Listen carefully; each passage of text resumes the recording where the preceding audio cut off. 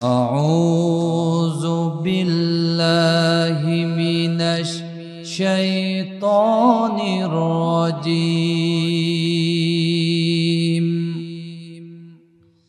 بسم الله الرحمن الرحيم.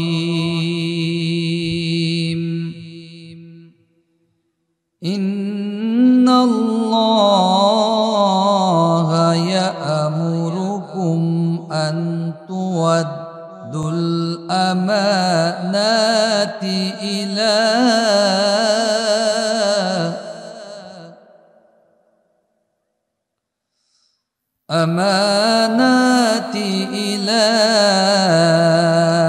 أهلها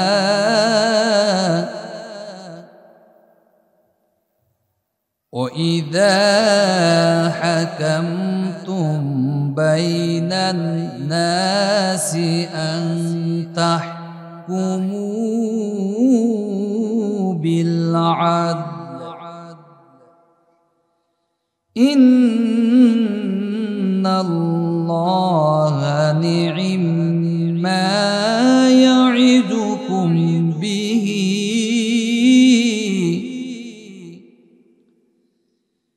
إن الله كان سميعا بصيرا.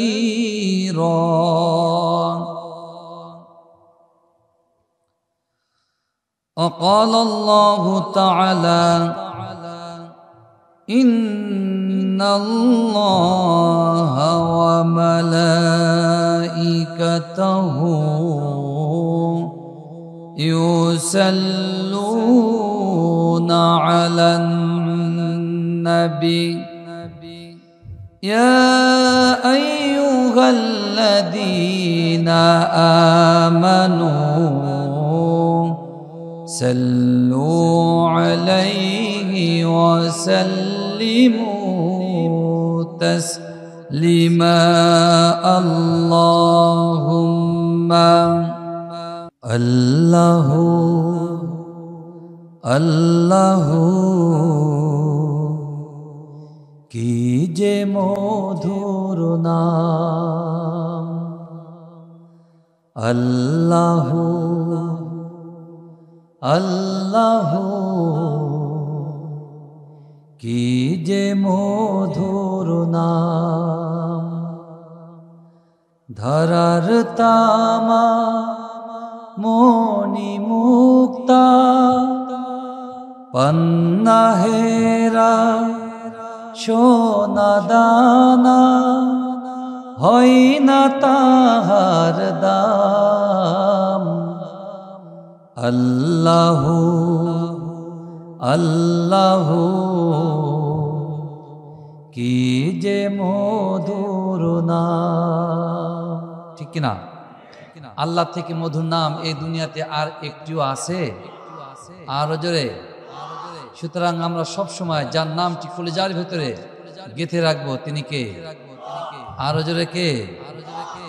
আকাশ বাতাস সাগর নদী গাইছে ও নাম নিরবধি। পাখ পাখালি কণ্ঠে শুনি, পাখ পাখালি কণ্ঠে শুনি নিত্য অবিরাম। আল্লাহ আল্লাহ কি যে মধুর নাম। আমার বন্ধুগণ, আসুন সরাসরি আল্লাহ রাব্বুল আলামিনের কালাম থেকে তেলাওয়াতের মাধ্যমে আলোচনা শুরু করি। সকলে জবান খুলে কণ্ঠের আওয়াজ বাড়িয়ে দিয়ে জোর কণ্ঠে আওয়াজ দিয়ে পড়ি আউযু বিল্লাহি মিনাশ শাইতানির রাজীম। বিসমিল্লাহির রাহমানির রাহিম। الذين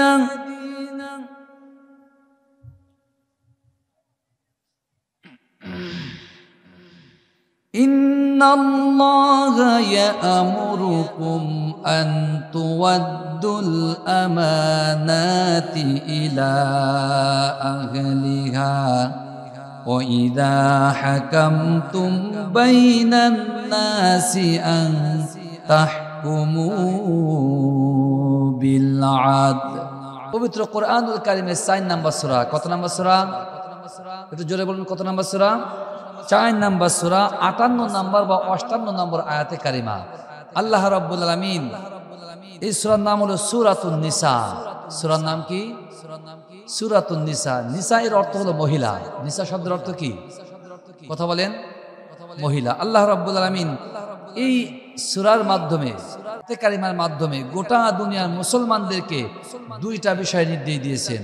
কতটা বিষয়?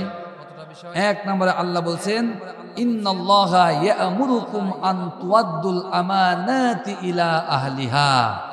আল্লাহ বলছে, ও দুনিয়ার মানুষ শোনো, তোমাদের কাছে যে আমানত আছে, এই আমানতের খেয়ানত না করে এই আমানতের হকদার যারা, হকদারদের কাছে আমানতটা ফিরিয়ে দেওয়া লাগবে।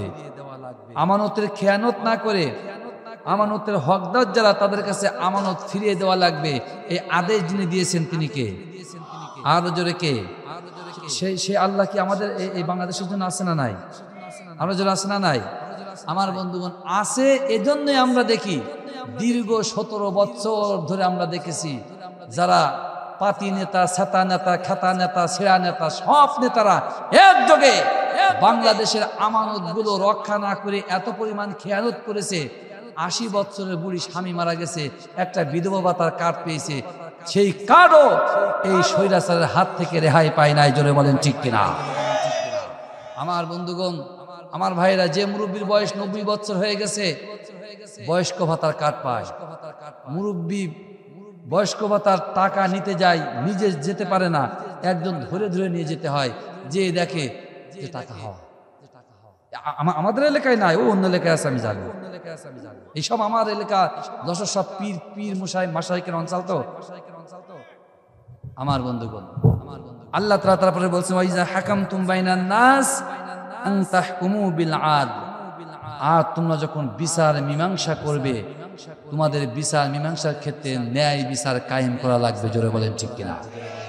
আমার বন্ধুগণ, আমার বাংলাদেশে যদি ন্যায় বিচার কায়েম থাকতো, আমার দেশে যদি অন্যায় বিচার না থাকতো, আমার বন্ধুগণ, আমার ভাইরা, বাংলার জমিনে ন্যায় বিচার কায়েম থাকলে বাংলার জমিনে নিরপরাধ আলেম উলামা, বিশেষ করে কোরআনের পাখি আল্লামা দেলোয়ার হোসেন সাঈদী সহ নিজামী মুজাহিদ সহ বড় বড় আলেম উলামাদেরকে বিনা বিচারে, নির্বিচারে জেলের মধ্যে গ্রেফতার থাকতে হতো না। জোরে বলেন ঠিক কিনা? আমার বন্ধুগণ, আমার দেশে যদি ন্যায় বিচার থাকতো, কোরআনের পাখি আল্লামা দেলোয়ার হোসেন সাঈদীর বিরুদ্ধে মিথ্যা সাক্ষ্য দেওয়ার মতো দুঃসাহস কোনো বাপের বেটা দেখাতো না। জোরে বলেন ঠিক কিনা? আমার ভাইরা, এজন্য আমার বাংলাদেশে ন্যায় বিচারের প্রয়োজন আছে না? না। আমার ভাইরা, কোরআনুল কারীমের কোনো আয়াত বা সূরা তাফসীর যখন শুনতে হয় বা বুঝতে হয়, তাফসীর বোঝার পূর্বে বা শোনার পূর্বে বা পড়ার পূর্বে আমাদের প্রথমে জানতে হয় আল্লাহ রাব্বুল আলামিন ওই আয়াত বা সূরাটা কেন নাজিল করেছেন, যাকে আরবিতে বলা হয় শানে নুজুল। কি বলা হয়? আল্লাহ তাআলা এই আয়াতে কারিমা নাজিল করেছিলেন বিশ্বনবী সাল্লাল্লাহু আলাইহি সাল্লাম যখন মক্কা থেকে মদিনায় হিজরত করলেন।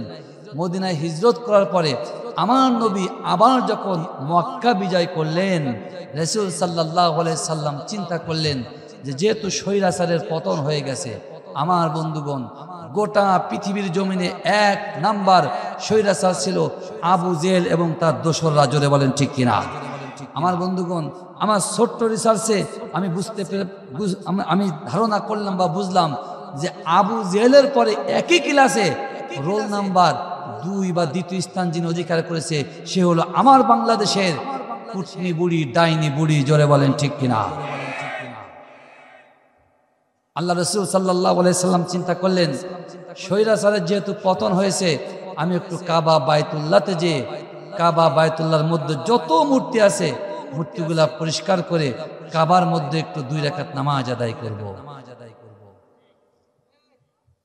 রাসূল সাল্লাল্লাহু আলাইহি সাল্লাম কাবা বায়তুল্লাহ দরজার সামনে এসে দেখে কাবা বায়তুল্লাহ দরজায় ইয়া বড় এক তালা লাগানো।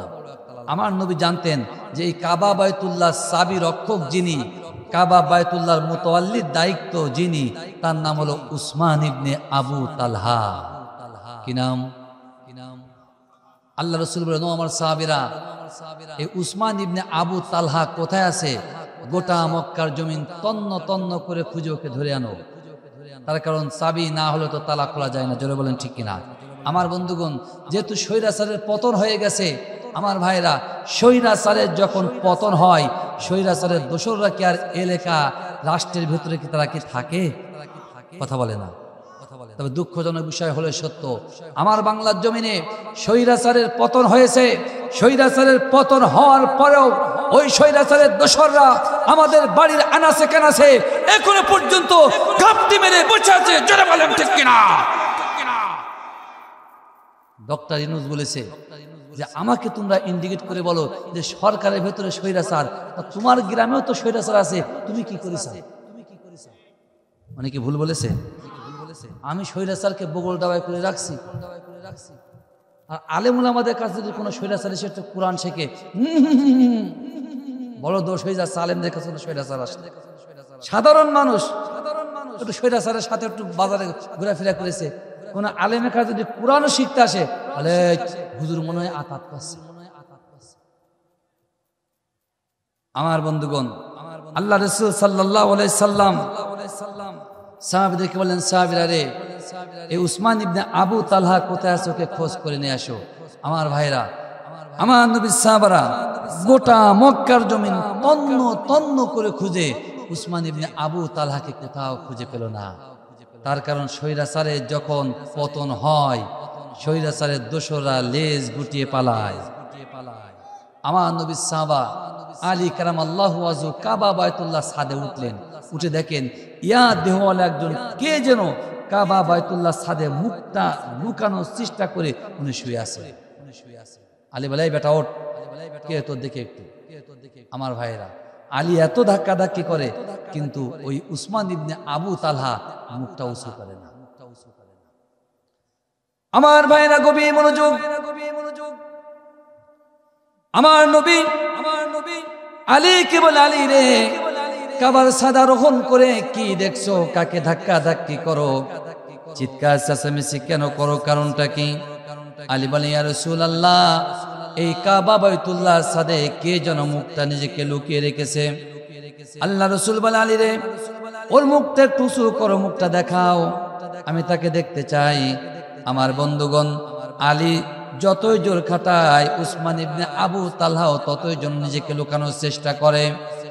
আমার ভাইরা, তার কারণে উসমান ইবনে আবু তালহা স্বৈরাচারের পতন যখন হয়ে গেছে, আল্লাহ রাসূল যখন মক্কাতুল মুকাররমার রাষ্ট্র ক্ষমতা আল্লাহ যখন নবীজির হাতে উঠিয়ে দিয়েছেন, এই উসমান ইবনে আবু তালহা মনে মনে চিন্তা করেছে, আজকে যদি আব্দুল্লাহর পুত্র মুহাম্মদ সাল্লাল্লাহু আলাইহি সাল্লাম আমাকে হাতের কাছে পায়, আমার আজ আর রিহাই হবে না, দুনিয়া ছেড়ে চিরতরে বিদায় নেওয়া লাগবে। আমার বন্ধুগণ, অথচ মক্কা বিজয়ের পরে আমার নবী কোন কাফেরকে কটু কথা বলেন নাই, আল্লাহ রাসূল কাউকে ধমক দিয়েও কথা বলেন নাই। তার কারণ আমার নবী এমন একজন নবী, রাসূল সাল্লাল্লাহু আলাইহি সাল্লাম জিন্দেগিতে কাউকে রূঢ় আচরণ করেন নাই। জোরে বলেন ঠিক কিনা? আমার ভাইরা, কিন্তু উসমান ইবনে আবু তালহা এমন অপরাধ করেছে, অপরাধ করার কারণে যখন স্বৈরাচারের পতন হয়ে গেছে, ওই অপরাধটা মনের মধ্যে খুসুত মেরে মেরে উঠছে। আমার ভাইরা, অপরাধ যারা করো, অপরাধে যারা দেখবেন অপরাধটা মনের ভিতর বারবার ধাক্কা দেয়। এই যে 5 তারিখে যখন পরিবর্তন হয়ে গেছে, দেখবেন গ্রাম থেকে কিছু কিছু মানুষ হাওয়া হয়ে গেছে, অথচ ওদের গ্রামের কেউ বলে না আমার গ্রাম ছাড়, গদখালি বাজার ছাড়, এলাকা ছাড়, দশক ছাড়, এ কথা কেউ বলে নাই। না বলাতে ওরা হাওয়া হয়ে গেছে। আমার বন্ধুগণ, তার কারণ অপরাধ যারা করে, অপরাধীদের মনে অপরাধটা সব সময় খুঁচুত মারে। জোরে বলেন ঠিক কিনা? আমার ভাইরা, আমার একটা ছোট্ট গল্প মনে পড়ে গেল, ভাই বলবো? এক এলাকায় জারি গান হচ্ছে, আমার বন্ধুগণ যারা মুরব্বানে কিরাম আছে 60-70 বছর বয়স হয়ে গেছে ওনারাই জানে আগে যখন জারি গান হতো বা সারি গান হতো ওই জারি গানে কিন্তু বেশি খারাপ খারাপ কথা থাকতো না, জোরে বলেন ঠিক কিনা? ওইসব গানে শিক্ষামূলক কথাও থাকতো, কিন্তু এই জারি গান যেই কিনা ওই আগুনের দলা বেশ্যানারী মমতাজের হাতে গান এসে গেছে, মমতাজের গানের এক লাইন শুনলে ওযু পর্যন্ত ছুটে যায়, জোরে বলেন ঠিক কিনা? আমার ভাইরা এই সমস্ত পতিতা নারীদেরকে পতিত স্বৈরাচার পবিত্র সংসদ ভবন পর্যন্ত তাদেরকে নিয়েছে, জোরে বলেন ঠিক কিনা? আমার বন্ধুগণ সংসদ হলো এই বাংলাদেশের মানুষের অধিকারের এবং হক আদায়ের জায়গা। সংসদ হলো দেশের কথা বলবে, রাষ্ট্রের কথা বলবে। আর মমতাজ যে বলে স্পিকার একটা গান বলবে, ওকে ওকে গান গাওয়ার জায়গা?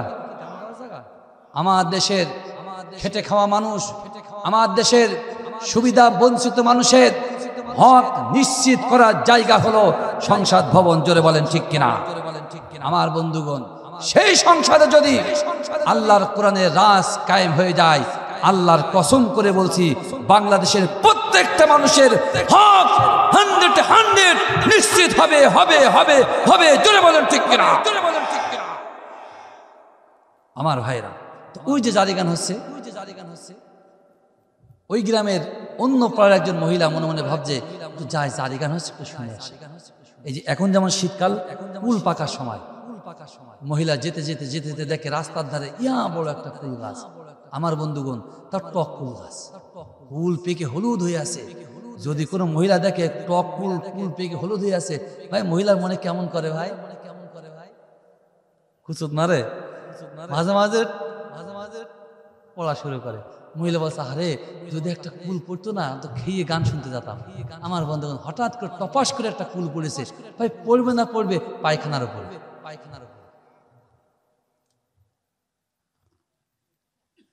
ওই মহিলা চিন্তা করছে কুল পুলো তাও পায়খানার উপরে, এদিকে তাকায় তাকায় দেয় কেউ নাই, কুলটা তুলে নিয়ে কাপড়ে মুছে পরে ঝেড়ে দিয়েছে। কুল খেয়ে মহিলা যখন ওই যে জারি গান হচ্ছে, জারি গান শোনার জন্য বহুত মানুষ দাঁড়িয়ে আছে, মহিলাও দাঁড়িয়ে গেছে। আমার ভাইরা ওই জারি গানের যে শিল্পী, ওই শিল্পী জারি গানের শেষ লাইন হলো বলবো রে তোর কুলের কথা। এখন শিল্পী আপনারা জানেন জারি গান তো জীবনে শুনিনি দেখুনি, তবে শুনেছি যে জারি গান যখন শিল্পী গান শেষ করে, শেষ করার পরে 4-5 জন দৌড়কি দেয় শেষ লাইনটা, জোরে বলেন ঠিক কিনা? ওই শিল্পী গান গাইতে গাইতে গাইতে গাইতে ওই যে মহিলা দাঁড়িয়ে আছে ঠিক ওই জায়গায় এসে বলছে বলবো রে তোর কুলের কথা। যেই বলেছে দৌড়কি দিচ্ছে বলবো রে তোর কুলের কথা, মহিলা বলছে সর্বনাশ, পায়খানা থেকে যে কুল তুলে খেলাম এ বেটা জানে কি করে। আমার বন্ধুগণ কাছে যে টাকা ছিল ওই টাকার হাফ টাকা শিল্পীকে দিয়ে বলছে বাবা আর বলার দরকার নেই। আমার ভাইয়েরা শিল্পী মনে মনে ভাবছে এত বছর গান করলাম, জীবনে কোনোদিন অডিয়েন্স থেকে টাকা উপহার পায় নাই, আজকের গান মনে খুব ভালো হচ্ছে। শিল্পী আরো মশান দিয়ে এরকম ধরে গান গিয়ে গিয়ে ঠিক ওই মহিলা দিকে হাত এরকম কুচিয়ে বলছে বলবো রে তোর কুলের কথা। যে বলিস মহিলা বলছে একটা কুল খেয়ে কি বিপদে পড়লাম, টাকা যা ছিল সব দিয়ে বলছে বাবা আর বলিস না। শিল্পী বলছে বুঝি বাবা গান টাজ খুব ভালো হচ্ছে। আমার ভাইরা শিল্পী আবার মশান দিয়ে ঠিক ওই জায়গায় এসে বলছে বলবো রে তোর কুলের কথা। যেই কিনা বলেছে মহিলা পায়ে জুতো করে শিল্পীর মায়ের তাকে বলছে এই বেটা কুল খেয়েছে আমি খেয়েছি গুথ খেয়েছি তোর বাপের কি? আচ্ছা ওই মহিলা যে পায়খানা থেকে কুল তুলে খেয়েছে শিল্পী কি জানে? ওই এলাকার লোক জানে? যারা গান শুনছে তারা কি জানে? আমার বন্ধুগণ আসলে অপরাধ যারা করে ওই অপরাধীদের মনে সবসময় ধাক্কা দেয়, জোরে বলেন ঠিক কিনা? ওই যে কুলের কথা যেই বলেছে আমার বন্ধুগণ 5 তারিখের পরে স্বৈরাচারের যখন পতন হয়ে গেছে, স্বৈরাচারের দোসররা বাংলার জমিনে ঘর ছেড়েছে, বাড়ি ছেড়েছে, এলাকা ছেড়েছে, অনেকে দোকানদারি করে দোকান বন্ধ করেছে, এলাকা ছেড়ে চিরতরে চলে গেছে। আমার বন্ধুগণ গোপনে গোপনে খবর নিয়ে দেখবেন ওরা এমন অপরাধ করেছে, আলেমদের বিরুদ্ধে মিথ্যা মামলা দিয়েছে, মিথ্যা সাক্ষ্য দিয়েছে, আলেমদের বিরুদ্ধে পায়তারা করেছে, ফতোয়াবাজি করেছে, জোরে বলেন ঠিক কিনা? যেই 5 তারিখ চলে এসে চিন্তা করেছে আমাদের মসজিদের ইমামের নামে যে আমি একটা নাশকতার মামলা দিলাম, আজকে যদি ধরে আমার তো রিহাই নেই। কথা বলে না, কথা বলে। আমার ভাইরা গভীর মনোযোগ। উসমান ইবনে আবু তালহা চিন্তা করেছে আজকে তো স্বৈরাচারের পতন, মুহাম্মদ সাল্লাল্লাহু আলাইহি সাল্লাম ক্ষমতা দখল করেছে, আজকে নবী যদি আমার হাতের কাছে পায় আমার চিরতরে ভ্যানিশ করে দেবে। জোরে বলেন ঠিক কিনা? অথচ আমার নবী এমন একজন নবী, বিশ্ব নবী, মক্কা বিজয় করার পরে কাউকে খারাপ কথা বলেন নাই। রাসূল সাল্লাল্লাহু আলাইহি সাল্লাম যখন মক্কা বিজয় করলেন, আলী কারামাল্লাহু ওয়াজহু ওই উসমান ইবনে আবু তালহাকে যখন উঁচু করলো, রাসূল বলল, আলী রে, এই তো সেই কাবার চাবি রক্ষক উসমান ইবনে আবু তালহা। আমার নবী বলে, উসমান ইবনে আবু তালহা আজকে আর পালানোর জন্য একটা ইঁদুরের গর্ত খুঁজে পাবে না। তার কারণ স্বৈরাচারের পতন হয়, পতন যখন হয় বাংলার জমিনের জিন্দাওয়ালি আল্লামা কোরআনের পাখি দেওয়ার হোসেন সাইদি ভবিষ্যৎবাণী করেছিল, এই পতিত স্বৈরাচার যখন পালিয়ে যাবে বাংলাদেশে ওরা পালানোর জন্য কোনো ইঁদুরের গর্ত পর্যন্ত খুঁজে পাবে না। জোরে বলেন ঠিক কিনা? আমার ভাইয়েরা, আমার বন্ধুগণ, উসমান ইবনে আবু তালহাকে রাসূল যখন নিচে নেমে আসতে বললেন, আমার নবীর সামনে উসমান ইবনে আবু তালহা যখন দাঁড়ালো, উসমান ইবনে আবু তালহার পা দুটো থর কাঁপনি দেয়। তার কারণ হলো এই আল্লাহ রাসূল সাল্লাল্লাহু আলাইহি সাল্লাম আমার নবীর প্রতি আল্লাহ যখন কোরআন নাজিল করেছিলেন, কোরআন নাজিলের পরে আল্লাহ রাসূলের পরে যখন নামাজের নির্দেশনা দিলেন, আমার নবী কাবা বাইতুল্লাহতে যখন নামাজ পড়তে যেতেন, এই আবু জেহেলের নাতিপুতি দোসররা আল্লাহ রাসূলকে কাবা বাইতুল্লাহর ভেতরে প্রবেশ করতে দিত না। আমার ভাইরা, শুধু তাই নাই, আমার নবী মক্কাতুল মুকাররমার কাবা বাইতুল্লাহতে যখন নামাজ পড়তে যেতেন, আল্লাহ রাসূল এই মাতাবে দাঁড়িয়ে দাঁড়িয়ে নামাজ আদায় করতেন। আমার বন্ধুগণ, রাসূল যখন সিজদায় চলে যেতেন, সিজদায় যাওয়ার পরে ওই আবু জেহেল এবং তার দোসররা আল্লাহ রাসূল সাল্লাল্লাহু আলাইহি সাল্লামের মাথার উপরে উটের ভুঁড়ি চাপিয়ে দিত। জোরে বলেন ঠিক কিনা? আমার বন্ধুগণ, আমার নবীর মনে বড় বাসনা ছিল, রাসূল সাল্লাল্লাহু আলাইহি সাল্লামের মনে বড় বাসনা ছিল, হারে যদি এই কাবা বাইতুল্লাহ চাবিটা একটু হাতে পেতাম, কাবা বাইতুল্লাহর ভেতরে প্রবেশ করে আল্লাহ রব্বুল আলামিনের সিজদা দিয়ে আমার রবের সাথে প্রেম নিবেদন করতাম। আমার ভাইরা, আমার নবী একদিন কাবা বাইতুল্লাহতে আসলেন, রাসূল দেখলেন ওই কাবার চাবি রক্ষক উসমান ইবনে আবু তালহা, উসমান ইবনে আবু তালহা কাবায় তালা মেরে উসমান ইবনে আবু তালহা বাড়ির দিকে যায়। উসমান ইবনে আবু তালহা যখন তালা মেরে বাড়ির দিকে যায়, আল্লাহ রাসূল সাল্লাল্লাহু আলাইহি সাল্লাম উসমান ইবনে আবু তালহাকে বলে, ও উসমান ইবনে আবু তালহা রে, এই কাবা বাইতুল্লাহ চাবিটা যদি একটু দিতে, কাবা বাইতুল্লাহর ভেতরে যে মনে সুখে একটু নামাজ আদায় করতে পারতাম। আমার বন্ধুগণ, রাসূল যখন কাবা বাইতুল্লাহ চাবিটা চাইলেন, উসমান ইবনে আবু তালহা বলল, মুহাম্মদ দেব, তোমার মতো এতিম অসহায় গরিব মানুষ, ক্ষমতাহীন পাওয়ারলেস মানুষ কাবা বাইতুল্লাহর ভেতরে প্রবেশ তো দূরের কথা, এই কাবা বাইতুল্লাহ চাবিটা কিয়ামত পর্যন্ত তুমি পাবে না। আমার বন্ধুগণ, রাসূল বলল, উসমান ইবনে আবু তালহা রে, এই কাবার চাবিটা আমি তো চিরদিনের জন্য চাই নাই, শুধুমাত্র নামাজ পড়বে একটু সময়ের জন্য আমাকে দাও। রাসূল যখন এই কথা বলল, আমার ভাইরা, ওই উসমান ইবনে আবু তালহা আমার নবী ককত্ব ভাষায় গালিগালাজ করলো, রূঢ় আচরণ করলো, খারাপ খারাপ কথা বলল। আমার নবী এত পরিমাণ কষ্ট পেলেন, নবীজির অজান্তে যেন দুই চোখ দিয়ে দরদর করে পানি পড়া শুরু হয়ে গেল। আল্লাহ রাব্বুল আলামিন আর সহ্য করতে পারলেন না। আমার রব্বুল আলামিন জিব্রাইলকে বলেন, জিব্রাইল এখন যাও, চলে যাও। আমার বন্ধুকে বলো, ইয়া রাসূলুল্লাহ, ইয়া হাবিবাল্লাহ, হুজুর আপনি কাঁদবেন না ওগো নবীজি, এমন একটা সময় আসবে যে সময় আল্লাহ রব্বুল আলামিন এই কাবা বাইতুল্লাহ চাবির দায়িত্বটা আপনার হাতে উঠিয়ে দেবে। আমার নবীজি উসমান ইবনে আবু তালহাকে বলে, উসমান ইবনে আবু তালহা, এমন একটা সময় আসবে যে সময় কাবা বাইতুল্লাহ চাবির দায়িত্বটা আল্লাহ আমার কাছে দেবে।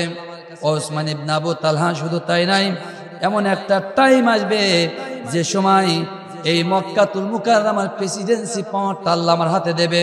ও উসমান ইবনে আবু তালহা, সেই দিন কি তুমি কাবার চাবিটা আমার হাতে উঠিয়ে দেবে?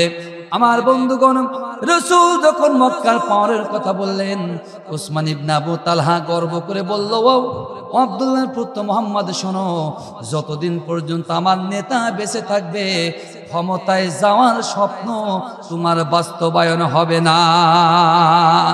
আমার ভাইরা, যেমন করে আমার বাংলার জমিনের স্বৈরাচার কুটনি বুড়ি বলেছিল, আমাদের লক্ষ্য উদ্দেশ্য 2042।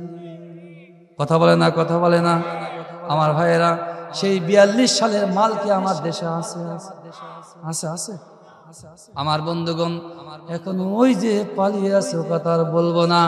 আমার ভাইয়েরা, আমার বন্ধুগণ, আল্লাহ রাসূল সাল্লাল্লাহু আলাইহি সাল্লাম উসমান ইবনে আবু তালহা যখন নবীজির সামনে এসে দাঁড়ালেন, আল্লাহ রাসূল বলে, উসমান ইবনে আবু তালহা রে, আজকের আল্লাহ তাআলা এই মক্কার পাওয়ারটা আমার কাছে দিয়েছে। ও উসমান ইবনে আবু তালহা রে, আজকের কি মক্কা এই কাবা বাইতুল্লাহ চাবিটা আমার হাতে দেবে? আমার বন্ধুগণ, উসমান ইবনে আবু তালহা চিন্তা করেছিল মুহাম্মদ আমাকে দুনিয়া থেকে বিদায় করে দেবে, কিন্তু আমার নবী যখন সুন্দরভাবে কাবা বাইতুল্লাহ চাবিটা চাইলেন, উসমান ইবনে আবু তালহা তার নিজের ভুলটা বুঝতে পেরেছে। চোখের পানি ছেড়ে দিয়ে আমার নবীকে বলে, ইয়া রাসূলুল্লাহ, হে হাবিবাল্লাহ, হুজুর, আমি বুঝতে পারি না আপনি যে একজন খাঁটি নবী। ইয়া রাসূলুল্লাহ, আপনি যে সত্যিকারের নবী আমি বুঝতে পারি নাই। ওগো নবীজি, এই কাবা বাইতুল্লাহ চাবি নিয়ে মাতব্বরি আমার দরকার নাই। ওগো নবীজি, এই কাবা বাইতুল্লাহ চাবিটা আপনি নেন, কিন্তু এই ইমানের কালিমা থেকে আমাকে মাহরুম করেন না। আল্লাহ রাসূল সাল্লাল্লাহু আলাইহি সাল্লাম উসমান ইবনে আবু তালহার হাতটা ধরলেন আর ইমানের কালিমা পড়িয়ে দিলেন, লা ইলাহা। আমার ভাইয়েরা গভীর মনোযোগ দিবেন। আল্লাহ রাসূল কাবার ভেতরে প্রবেশ করলেন। মূর্তিগুলা পরিষ্কার করার পরে চাবিটা বিশ্ব নবীজির হাতে আছে। আমার বন্ধুগণ, রাসূল সাল্লাল্লাহু আলাইহি সাল্লাম এই কাবার চাবিটা এখন হস্তান্তর করবে।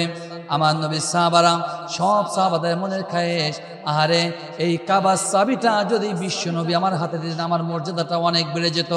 তার কারণ কাবা বাইতুল্লাহ চাবি যার কাছে থাকে, ওর মর্যাদা আমার আল্লাহর কাছে অনেক অনেক বেশি হয়ে যায়। আমার বন্ধুগণ, হযরত আলী চিন্তা করে, আমারে আমি হলাম নবীজি ছোট জামাই, রাসূল আমাকে বড় মহব্বত করে, রাসূল মনে কাবা চাবিটা আমার কাছে দেবে। উসমান চিন্তা করে, রাসূল মনে কাবা চাবিটা আমার কাছে দেবে। ওমর চিন্তা করে, আল্লাহ রাসূল মনে কাবা চাবিটা আমার কাছে দেবে। সব সাহাবারা চিন্তা করে, রাসূল মনে কাবা চাবিটা আমার কাছে দেবে। ওদিকে উসমান ইবনে আবু তালহা মনে দুঃখে চোখের পানি ছেড়ে দিয়ে কাঁদে আর বলে, রব্বুল আলামিন, আগে যদি জানতে পারতাম নবী সত্যিকারের নবী, কালিমা গ্রহণ আগে থেকেই করতাম এবং আল্লাহ রাসূল সাল্লাল্লাহু আলাইহি সাল্লাম কাবার চাবিটা আমার কাছে দিতেন। আমার ভাইরা, অবস্থা যখন ঠিক এমন, আল্লাহ রাব্বুল আলামিন কোরআনে আয়াত নাযিল করে দিয়ে বলেন, নবীজি, এই কাবার চাবি যাত্রার কাছে দেওয়া যাবে না। আল্লাহ তাআলা কোরআন দ্বারা জানিয়ে দিয়ে বলেন, ইন্নাল্লাহা ইয়া'মুরুকুম আন তুওয়াদ্দুল আমানাতি ইলা আহলিহা। আল্লাহ বললেন, নবী, এই কাবার চাবি যাত্রার কাছে দেওয়া যাবে না। ইয়া রাসূলুল্লাহ, হে হাবিবাল্লাহ, হুজুর, এই কাবার চাবি আপনি যেখান থেকে নিয়েছিলেন, এই চাবির আমানতটা আপনি ঠিক সেই জায়গায় ফিরিয়ে দেন, উসমান ইবনে আবু তালহার কাছে ফিরিয়ে দেন। জোরে বলুন সুবহানাল্লাহ। আল্লাহ রাসূল সাল্লাল্লাহু আলাইহি সাল্লাম উসমান ইবনে আবু তালহাকে ডেকে বলে, উসমান ইবনে আবু তালহা রে, এই কাবা বাইতুল্লাহ চাবিটা তুমি নাও, তুমি গ্রহণ করো। আমার নবীজি উসমান ইবনে আবু তালহার কাছে ওই আমানতটা যে ফিরিয়ে দিয়েছিলেন, আমার ভাইরা, আজও পর্যন্ত ওই কাবা বাইতুল্লাহ চাবি উসমান ইবনে আবু তালহার বংশধরদের কাছে সুরক্ষিত আছে। আমার ভাইরা, ছোট্ট একটা কাবার চাবি আমানত এখনো খেয়ানত হয় নাই। আর আল্লাহ রাসূল সাল্লাল্লাহু আলাইহি সাল্লাম আমার আপনার কাছে গুরুত্বপূর্ণ আমানত রেখেছেন। আমরা সেই আমানতের আমরা কেউ রক্ষা করতে পারি নাই। বাংলার জমিনে 90 ভাগের অধিক বেশি মানুষ আল্লাহ রাসূল সাল্লাল্লাহু আলাইহি সাল্লামের আমানতের খেয়ানত করেছেন। আল্লাহ রাসূল বলছে, সাহাবীরা রে, তারাকতু ফিকুম শাইআইন লান তাদিল্লু বা'দাহুমা কিতাবাল্লাহি ওয়া সুন্নতি। আল্লাহ রাসূল বলল, শোনো, আমি তোমাদের জন্য দুইটা আমানত রাখলাম। এক নাম্বার হলো কিতাবুল্লাহ, আল্লাহর কিতাব, আর দুই নাম্বার হলো আমার সুন্নাহ ও আমার সাহাবীরা। এই দুইটা বিষয় যদি কেউ আঁকড়ে ধরে, লান তাদিল্লু, তারা কোনোদিন পথভ্রষ্ট হবে না। আমার ভাইরা, গভীর মনোযোগ দিবেন। এখন বলেন তো দেখি, আল্লাহ রাসূল সাল্লাল্লাহু আলাইহি সাল্লাম আমাদের কাছে যে আমানত দিয়েছেন, ওই আমানতের কি আমরা রক্ষা করতে পেরেছি? আমার ভাইরা, আল্লাহ রাব্বুল আলামিনের কোরআনের আমানতে যদি রক্ষাকারী না হতে পারেন, কোরআনের আমানতের খেয়ানতকারী যারা হবে, এই দুনিয়া জিন্দেগি তাদের জন্য সুখময় হবে না। আমার ভাইরা, অর্থ সম্পদ থাকতে পারে, কোটি কোটি টাকা থাকতে পারে, কিন্তু আল্লাহ রাব্বুল আলামিনের এই কোরআনুল কারীমের আমানতের খেয়ানত করলে তাদের জীবনে শান্তি আসবে না। আমার রব্বুল আলামিন কোরআন দ্বারা জানিয়ে দিয়ে বলেছেন, ওমান আ'রাদা আন যিকরি ফাইন্না লাহু মাঈশাতান দনকা। আল্লাহ বললেন, শোনো, কোরআনুল কারীমের আমানতের খেয়ানত যারা করবে, এই দুনিয়ার জিন্দেগি তাদের জন্য সুখময় হবে না, দুনিয়াটা তাদের জন্য সংকীর্ণ হয়ে যাবে। আমার ভাইরা, কোটি কোটি টাকার মালিক কোরআনের বিরোধিতা করে, কিন্তু তাদের মনের ভেতরে টাকা থাকা সত্ত্বেও সুখ নাই। এই রকম নেতা বাংলার জমিনে আছে না নাই? টাকা আছে কিন্তু তলে তলে ব্যথা। আমার বন্ধুগণ, কোরআনুল কারীমের বিরোধিতা যারা করে, ওদের টাকা পয়সা থাকতে কিন্তু থাকবে, কোটি কোটি টাকার মালিক হতে পারে, বিঘা বিঘা সম্পত্তি থাকতে পারে, এই যে গদখালি সব থেকে বড় ফুলের ব্যবসায়ী হতে পারে, কিন্তু আল্লাহর কোরআনের আমানত খেয়ানত করলে তলে তলে তাদের ব্যথা। জোরে বলেন ঠিক কিনা? ও তোমার তলে তলে ব্যথা গো কাওয়া কাদের মিয়া, আছে না নাই? ও তোমার অসুখ হলে দেখাও ডাক্তার বিদেশেতে গিয়া রে, কাওয়া কাদের মিয়া। টাকা তার কম ছিল, কথা বলে না।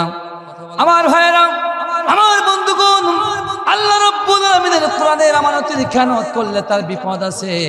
আমার ভাইরা, এখন কোরআনুল কারীমের আমানতের খেয়ানতকারী না হয়ে আপনি যদি কোরআনুল কারীমের আমানতের রক্ষাকারী হতে চান, আপনার কি কি কাজ করতে হবে জানা প্রয়োজন আছে না নাই? আমার বন্ধুগণ, আল্লাহ রাব্বুল আলামিন কোরআন দ্বারা জানিয়ে দিয়ে বলেছেন, ইয়া আইয়ুহার রাসূলু বাল্লিগ মা উনজিলা ইলাইকা মির রাব্বিক। আল্লাহ বললেন, নবী, আপনার রবের পক্ষ থেকে যে রিসালাত এসেছে, ওগো নবীজি, আপনি যদি কোরআনুল কারীমের আমানতের রক্ষাকারী হতে চান, প্রত্যেকটা মানুষের দ্বারে দ্বারে পৌঁছানো লাগবে। আল্লাহ বললেন, শোনো, ওয়াইল্লাম তাফআল ফামা বাল্লাগতা রিসালাতাহু, আর কোরআনুল কারীমের এই দাওয়াতি কাজ যদি আপনি না করতে পারেন, আল্লাহ ধরে নেবে আপনি রিসালাতের দায়িত্বটা পালন করতে পারেন নাই। আমার বন্ধুগণ, এজন্য আমার নবী বিদায় হজের ভাষণে লক্ষাধিক সাহাবীদেরকে বললেন, সাহাবীরা রে, আল্লাহ রাব্বুল আলামিন আমার পরে যে দায়িত্ব অর্পণ করেছে, আমার সাহাবীরা বলো তো দেখি, আমি রব্বুল আলামিন সেই দায়িত্বটা পালন করতে পেরেছি কিনা? লক্ষাধিক সাহাবী বলেছিল, ইয়া রাসূলুল্লাহ, ইয়া হাবিবাল্লাহ, হুজুর, আল্লাহ রাব্বুল আলামিন আপনার পরে যে দায়িত্ব দিয়েছিল, ওই দায়িত্বটা আপনি 100% পালন করেছেন। জোরে বলুন আল্লাহু আকবার। আমার ভাইরা, আল্লাহ রাসূল যখন কোরআনুল কারীমের দাওয়াতি কাজ করা শুরু করলেন, আল্লাহ রাব্বুল আলামিন নবীকে বলে, ইয়া রাসূলুল্লাহ, ইয়া হাবিবাল্লাহ, হুজুর, আপনি যে কোরআনুল কারীমের দাওয়াতি কাজ করা শুরু করেছেন, ওগো নবীজি, আপনি কি জানেন এই কোরআনুল কারীমের দাওয়াতি কাজের মূল লক্ষ্য উদ্দেশ্য কি, মূল মাকসাদ কি, মূল চাওয়া পাওয়া কি? আমার রব্বুল আলামিন পবিত্র কোরআন দ্বারা গোটা দুনিয়ার মানুষদেরকে জানিয়ে দিয়ে বললেন, শোনো, এই দাওয়াতি কাজের এবং কোরআনুল কারীমের মূল চাওয়া পাওয়া হলো আন আকিমুদ্দিনা ওয়ালা তাতাফাররাকু ফীহি কাবুরা আলাল মুশরিকিন।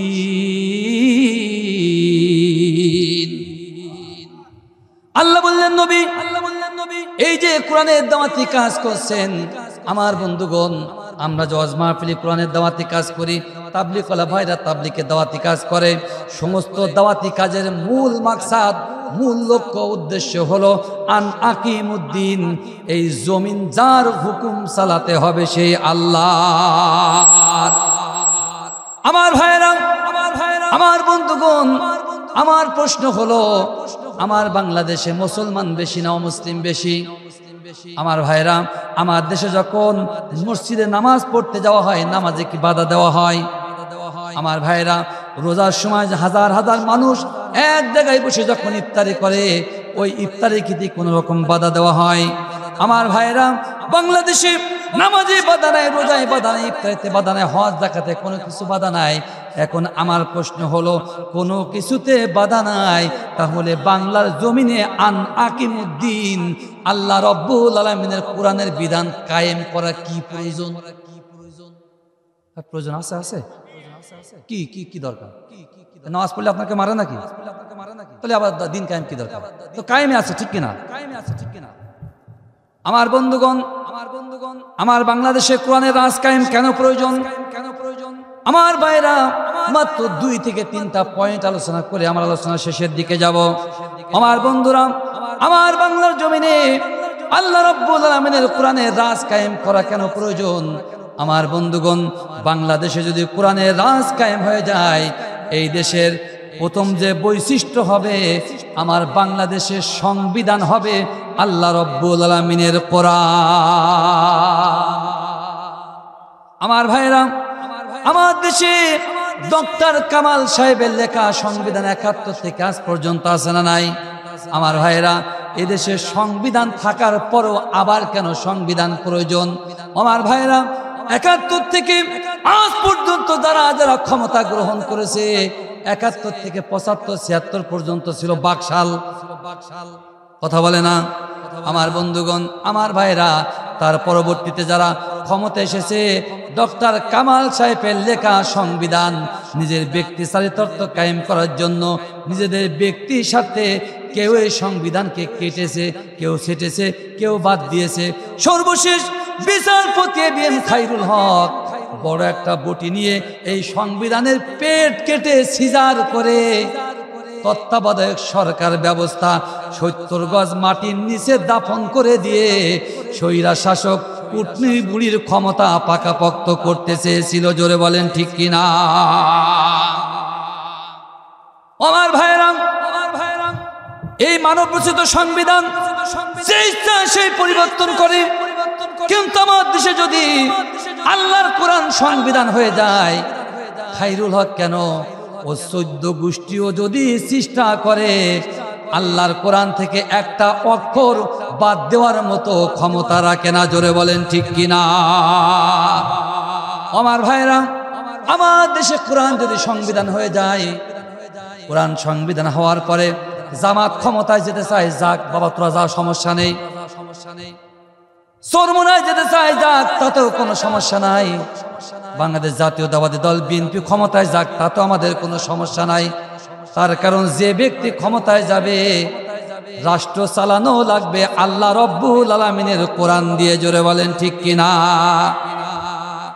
দেশের মন্ত্রী হবা, চেয়ারম্যান হবা, জনগণের সম্পদ মেরে খাওয়া, যদি একবার ধরা পড়ে, ওই গদখালি ফুলের বাগানে 3 রাস্তার মোড়ে একলা বাস কুঞ্চি শুদ্ধ পুতা হবে, আর এই চোর মন্ত্রীদেরকে বাঁশের আগায় ওঠানো হবে, দড়ি দিয়ে এক টান দেওয়া হবে, কুঞ্চি শুদ্ধ জিকির করতে করতে চলে যাবে। জনগণের সম্পদ মেরে খাওয়ার 14 গোষ্ঠীর স্বাদ পর্যন্ত ভুলে যাবে। আমার বন্ধুগণ, তাহলে বলেন তো দেখি, আমার বাংলাদেশে আল্লাহর কোরআন সংবিধান হওয়া প্রয়োজন আছে না নাই? আমার ভাইয়েরা, আমার বাংলার জমিনে কোরআন সংবিধান কেন প্রয়োজন? আল্লাহ রাব্বুল আলামিন কোরআন দ্বারা জানিয়ে দিয়ে বলেছেন, ওয়ামাল্লাম ইয়াহকুম বিমা আনজালাল্লাহু ফাউলাইকা হুমুল কাফিরুন। আল্লাহ বললেন, শোনো, আল্লাহর কোরআনকে যারা সংবিধান হিসেবে গ্রহণ করবে না, ওরা মুসলমান না, ওরা হলো টাটকা কাফের। এই ফতোয়া যিনি দিলেন আমার আব্বা না আমার আল্লাহ? আরো জোরে কে? আল্লাহ ফতোয়া দিলেন যারা কোরআনকে সংবিধান হিসেবে গ্রহণ করবে না ওরা কাফের। আমার ভাইয়েরা, আজ যারা কাফের ওরা কোশ্চিন কালেও জান্নাতে যাবে না। জোরে বলেন ঠিক কিনা? আমার বন্ধুগণ, আল্লাহ রাব্বুল আলামিনের কোরআন যদি বাংলার জমিনে ক্ষমতা আসে আমাদের কি লাভ? আমার বন্ধুগণ, এই যে ওয়াজ মাহফিলগুলো আয়োজন করা হয়, এই আয়োজক কমিটিদের বিভিন্ন লক্ষ্য উদ্দেশ্য থাকে, তার ভেতরে গুরুত্বপূর্ণ লক্ষ্য উদ্দেশ্য থাকে। যেখানে যায় হাত ধরে বলে হুজুর একটু নামাজ নিয়ে কথা বলবেন, যুবকদের নিয়ে কথা বলবেন, মহিলাদের নিয়ে কথা বলবেন। তার কারণ আমার এলাকার যুবকরা নামাজ পড়ে না আর মহিলারা পর্দা করে না, হুজুর একটু কথা বলবেন। তবে আমি জানি আমার গদখালি অঞ্চলের মারা পর্দা জীবনও ছাড়ে না। পানি সারা ভাই, পানি সার ওয়াজ আমি করবো না ভাই। এখান থেকে কয়েক বছর আগে করার কারণে বলছে এই হুজুর বদখালি জীবনে আর আসবে না। আমার বন্ধুগণ, তার কারণ যারা ওই ফুল ব্যবসায়ী এখন ওই পানি সাইরা ওয়াজ মাহফিলে যদি কোনো হুজুর ফুলের বিরুদ্ধে ওয়াজ করে তার ব্যবসা চলবে। আমার ভাইরা, 14ই ফেব্রুয়ারি বিশ্ব বেহায়া দিবস আছে না নাই? আমার বন্ধুগণ, আমরা যতই ওয়াজ করি না কেন, যতই ওয়াজ করি না কেন, বিভিন্ন জায়গা থেকে ডানা কাটা পরি এসে এসে ওরা যখন ওই ডেক সেট বাজাবে, সার্কিজ সানসিব ধীরে ধীরে, এলাকার যুবক বলে বাবা রে, একটু কিছু না হলেও আজ কাজ মিস করে একটু জায়গাটা ঘুরে আসে।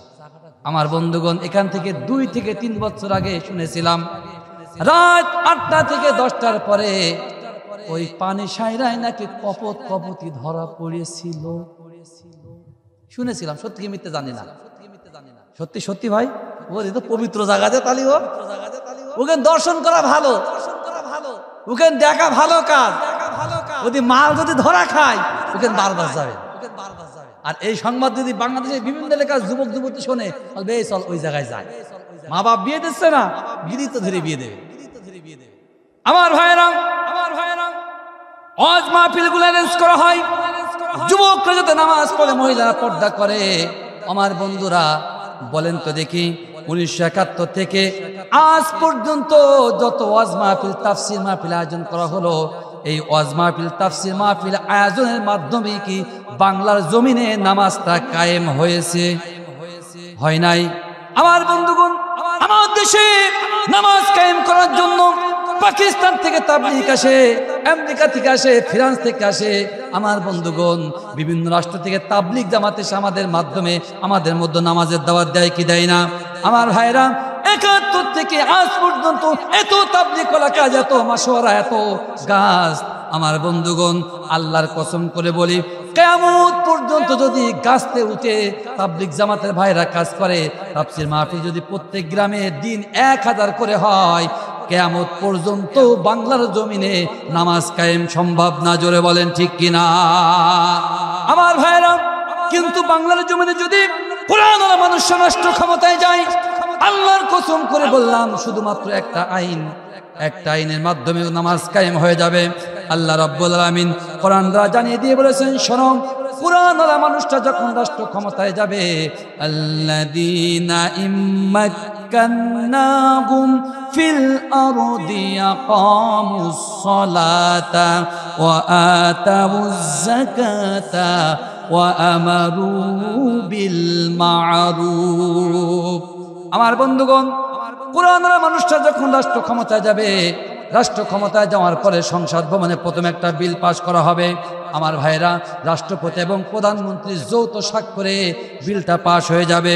আমার বন্ধুগণ, এই বিল যখন যেদিন মানব সমাজে ঘোষণা করা হবে, সব টিভি চ্যানেলগুলো একযোগে প্রচার করবে, রাষ্ট্রপতির মাধ্যমে ঘোষণা হবে। আজ জোহরের নামাজ থেকে বাংলাদেশে যত মানুষের উপরে নামাজ ফরজ হয়ে গেছে, প্রত্যেকটা মুসলমানের জন্য আজ জোহরের নামাজ থেকে নামাজটা বাধ্যতামূলক করা হলো। আমার বন্ধুগণ, ঘোষণা শেষ। গ্রামের কিছু কিছু কাউয়া মার্কা মুরব্বী আছে, দেখবেন বলবে ঘোষণা হয় হোক গে, যা কাম সময় নেই, সারা জীবন পড়লাম না, এখন আর পড়ে কি হবে, কবরে ভ্যান চালাবে। আমার ভাইরা, জোহরের আজান শেষ, এখনো পর্যন্ত দেখবেন মোড়ে মোড়ে টিভি চলে। চাচা কিন্তু টিভির দোকান তো উঠে নাই, ওদিক নামাজ চলছে আর টিভির দোকানে গান হচ্ছে, কহো না প্যার হে কহো না প্যার। চাচা বলছে, বাবা যৌবন যদি ফেরত পেতাম তো পিয়ার দেখে দিতাম। আমার ভাইরা, চাচা পিয়ার করে, ওদিকে ঘোষণা হয়ে গেছে নামাজ বাধ্যতামূলক, পুলিশ বসে থাকবে না, ক্যান্টনমেন্ট থেকে আর্মি বেরিয়ে যাবে, র‍্যাব বিডিআর সব একযোগে বের হয়ে যাবে। আমার বন্ধুগণ, যৌথ অভিযান চলবে। আপনারা দেখবেন এই যে অপারেশন কি হান্ট ফলছে যেন, ডেভিল হান্ট, শয়তান ধরা, শয়তান ধরার মতো, অথবা বিভিন্ন যে অভিযানগুলো চলে, আপনারা দেখবেন সেনাবাহিনী র‍্যাবের হাতে 2 হেতে 2.5 হেতে লম্বা লম্বা মাল, দেখেছেন ভাই। আবার কি সুন্দর এইরকম পেছানে পেছানে ডোলা কাটা। চাচা যখন পেঁয়াজ দেবে, ওই কানে মিশে চাচার কাপড়টা আস্তে আস্তে তুলে কুপান যখন শুরু করবে, চাচা বলবে পেঁয়াজ দরকার নেই, দরকার নেই, আগে মসজিদে যা, ওযু দরকার নেই, জীবন বাঁচানে ফরজ, আল্লাহু আকবার। আমার ভাইরা, আমার বন্ধুগণ, 71 থেকে আজ পর্যন্ত তা সম্ভব হয় নাই। আল্লাহর কসম করে বললাম, শুধু একটা বারের জন্য এই কোরআনওয়ালা মানুষদের সংসারে পাঠিয়ে দেখেন, বাংলার জমিনে তারপর দিন থেকে নামাজটা কায়েম হয়ে যাবে। আমার ভাইরা গভীর মনোযোগ দিবেন। আমার বন্ধুরা, এখন আপনারা যখন এই কথাগুলো মানুষের বাড়িতে বাড়িতে যেয়ে বলবেন, মানুষরা বলবে, ও তোমাদের কথা শুনবো না, ভোটের মাঠেও যাব না। তার কারণ সারা জীবন ভোট দিয়ে দিয়ে বয়স আর 70 বছর পার করলাম, যিনি নেতা হয় ওই নেতার মূলও মোটা হয়, আর আমি সারা জীবন ধ্যান ঠেলে ঠেলে গেলাম, আমার কোনো পরিবর্তন হয় নাই। কথা বলেন। আমার ভাইরা, আল্লাহর কসম করে বললাম, আল্লাহর কোরআন যদি ক্ষমতা আসে, এই ভ্যান চালক মানুষদের বেশি আর হেনস্থার শিকার হওয়া লাগবে না। বাংলাদেশের প্রেসিডেন্ট যদি 1000 টাকা ভাতা পায়, যিনি ভ্যান চালায়, যিনি জোন কাটে, ওই জোন কাটা মানুষটাও 1000 টাকা ভাতা দেওয়া হবে। অর্ডার যিনি দিয়েছেন তিনি কে? আমার ভাইয়েরা গভীর মনোযোগ দিবেন। আমার বন্ধুগণ, আগে আমার একটা প্রশ্নের জবাব দেন তো দেখি, আমার বাংলাদেশে গরিব মানুষ বেশি না ধনী মানুষ বেশি? নিঃসন্দেহে গরিব মানুষ বেশি। আমার গরিব ভাইরা, মধ্যবিত্ত শ্রেণীর ভাইরা, আমার মায়েরা গভীর মনোযোগ দিবেন। যদি রাষ্ট্র ক্ষমতায় আল্লাহর কোরআন আসে, 1971 থেকে আজ পর্যন্ত ধনী এবং গরিবের কোনো উপকার হয় না, ফায়দা হয় নাই। কোরআন যদি ক্ষমতা আসে, এই সমস্ত মানুষদের ফায়দা হবে ইনশাআল্লাহ। আমার বন্ধুগণ, কেমন করে হবে? কোরআন ওয়ালা মানুষটা যখন রাষ্ট্র ক্ষমতায় যাবে, নামাজ বাধ্যতামূলক করার সাথে সাথে আর একটা আইন পাশ করা হবে। বাংলার জমিন থেকে সুদ ভিত্তিক লেনদেন চিরতরে হারাম ঘোষণা করা হবে, নিষিদ্ধ ঘোষণা করা হবে। তার কারণ হলো, কোন মানুষ যদি 1 দিরহাম পরিমাণ সুদ খায়, তার আমল নামায় গর্ভধারিণী মায়ের সাথে 70 বার জিনা করলে যে গুনাহ হয়, সুদখোর এবং সুদদাতার আমল নামায় সেই রকম গুনাহ লেখা হবে। জোরে বলুন নাউজুবিল্লাহ। আমার ভাইরা, কোরআন রাষ্ট্র ক্ষমতা আসলে আমার বাংলাদেশে সুদ যেমন নিষিদ্ধ করা হবে, সুদ নিষিদ্ধ করার সাথে সাথে বাংলার জমিনে যাকাত ভিত্তিক অর্থ ব্যবস্থা চালু হবে। আমার বন্ধুগণ, বাংলার জমিনে যদি যাকাত ভিত্তিক অর্থ ব্যবস্থা চালু হয়, কি লাভ হবে? আমার বন্ধুরা, আমার ভাইয়েরা, বাংলাদেশে এই নাজুক অর্থনৈতিক পরিস্থিতি ইসলামী অর্থনীতিবিদরা রিসার্চ করে দেখেছেন, বর্তমান যদি বাংলাদেশে সহিভাবে যাকাত আদায় হয়, প্রত্যেক বছর 40,000 কোটি টাকা যাকাত আদায় হবে।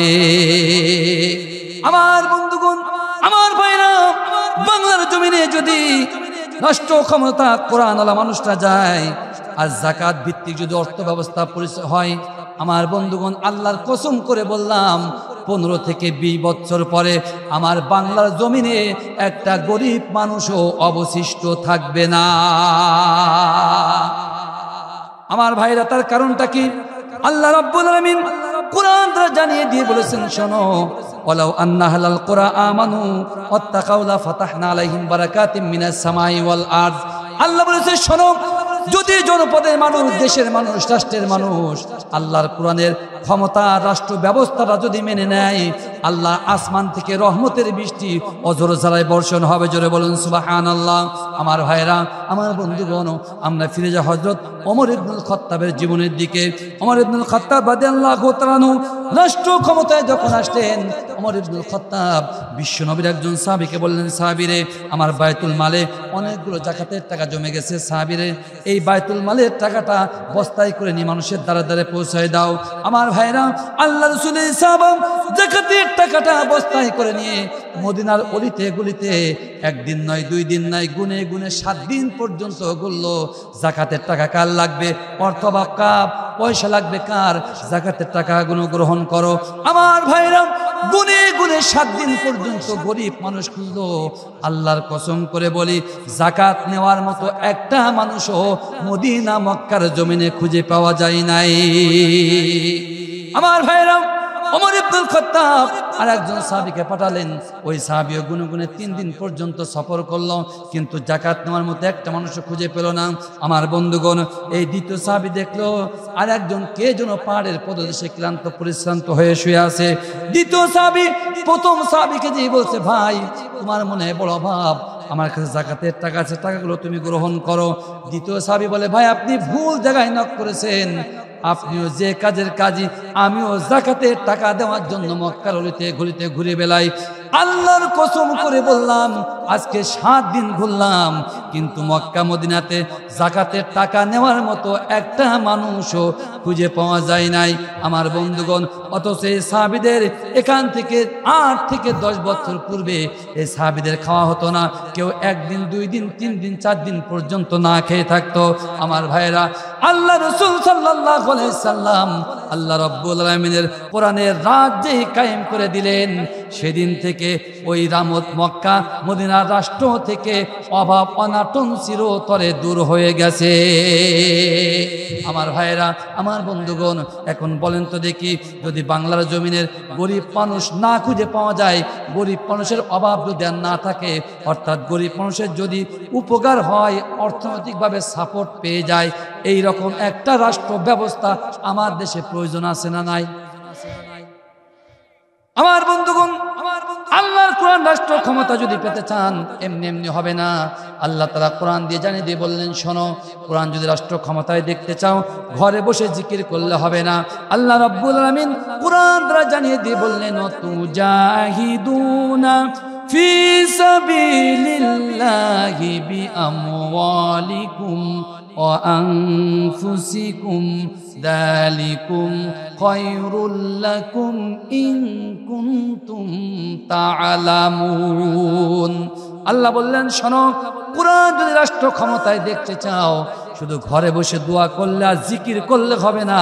কোরআন রাষ্ট্র ক্ষমতায় আনতে চাইলে অতুজাহিদুনা ফি সাবিলিল্লাহ, আল্লাহ রাব্বুল আলামিনের রাস্তায় প্রচেষ্টা করা লাগবে, জিহাদ করা লাগবে। আমার বন্ধুগণ, আর জিহাদ এবং প্রচেষ্টা যদি আপনি করতে চান, ফিরি ফিরি করলে হবে না, এমনিতেই হবে না। আল্লাহ বললেন, জিহাদ করতে গেলে তোমার উপাদান লাগবে 2টা। 1 নাম্বার হলো অতুজাহিদুনা ফি সাবিলিল্লাহি বিআমওয়ালিকুম। কোরআন যদি রাষ্ট্র ক্ষমতায় আনতে চাও, আল্লাহর রাস্তায় তোমার সম্পদ দেওয়া লাগবে। এই আদেশ যিনি দিয়েছেন তিনি কে? আরো জোরে কে? আমার বন্ধুগণ, আমার ভাইরা, আল্লাহ রাব্বুল আলামিনের দ্বীন কায়েমের জন্য, আল্লাহর রাস্তায় রাষ্ট্র ক্ষমতা, কোরআনকে রাষ্ট্র ক্ষমতা আনার জন্য আল্লাহর রাহে অর্থ কুরবান করতে রাজি আছেন কারা কারা? 2 হাত তুলে আল্লাহকে দেখান। আমার বন্ধুগণ, আল্লাহ রাব্বুল আলামিনের রাস্তায় অর্থ দানের থেকে ভালো আমল কিন্তু আর নাই। আল্লাহ বললেন, ইন্নাল্লাহা আশতারা মিনাল মুমিনিনা আনফুসাহুম ওয়া আমওয়ালাহুম বিআন্না লাহুমুল জান্নাহ। আল্লাহ রাব্বুল আলামিন আল্লাহর রাস্তায় ত্যাগ কুরবানির মাধ্যমে, অর্থ কুরবানির মাধ্যমে তোমাদের কাছ থেকে জান্নাত ক্রয় করতে চাই। আমার ভাইয়েরা, বলেন তো দেখি, আমাদের কাছে যে অর্থ আছে, সম্পদ আছে, ধন দৌলত আছে, এই অর্থ সম্পদ ধন দৌলত যিনি দিয়েছেন তিনি কে? আরো জোরে কে? আমার ভাইয়েরা, আল্লাহ বললেন, শোনো এই অর্থটা আমার কাছে দাও। ইন্নাল্লাহা আশতারা মিনাল মুমিনিনা আনফুসাহুম ওয়া আমওয়ালাহুম, আল্লাহ বললেন আমি জীবন তোমাকে দিলাম, অর্থ তোমাকে দিলাম, এই অর্থের বিনিময়ে আমি আল্লাহ তোমাকে জান্নাতে দিতে চাই। আমার বন্ধুগণ, সেই জান্নাতে যেতে চান কারা কারা? দুই হাত তুলে একটু আল্লাহকে দেখানো। আল্লাহ তোমার জান্নাতে যাব, সবাই আল্লাহ তোমার জান্নাতে যাব, আমি নামাজ পড়ে রোজা রেখে তোমার মাহবুব হব, আল্লাহ তোমার জান্নাতে যাব। আমিন।